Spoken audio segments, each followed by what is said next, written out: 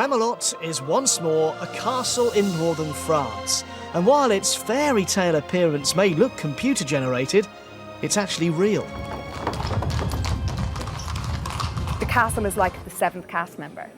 You know, it's such a huge part of everything that we do, and it does so much of our work for us because, you know, when you see it, you don't have to imagine it, it's there. Well, all the time that filming's going on, the Pierrefonds Castle here remains open to the public, so visitors are getting a real close-up glimpse of how a major television production is made and how history is being brought to life. I have never had a bad experience with somebody coming in. I've only ever been very nice, very sweet, very respectful. So you should know, the powers have grown. For the first time, it's shot on 35mm film, so it has that movie feel. And the one difference that really hits you between the eyes is that Merlin has got darker. The darkest hour is just before the dawn.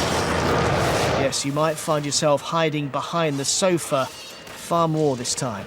I always like them to sort of push the darkness as much as possible. It's kind of exciting for us, sort of as actors, to play the sort of darker bits. And the comedy is also obviously very important. But yeah, each season they seem to sort of push the darkness, which I like.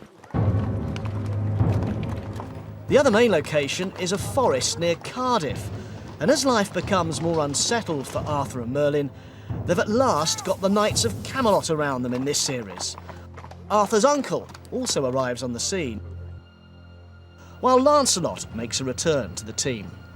It's a collaborative business and kind of experience, and I think it's really important that everyone's on the same page and understands the scenes, and you kind of get better at it because the characters, you know, see, this is how we get along. These days. Yeah, we have to deal with, and it gets better in that sense. You just kind of learn more about these characters as you come along. So you come back for a fourth season and you know them, you know, so it's more ingrained in you.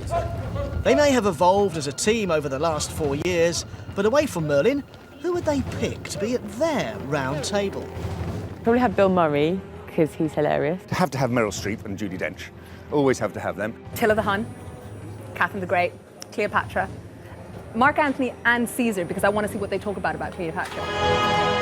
Mike Bushell, BBC News, in Camelot.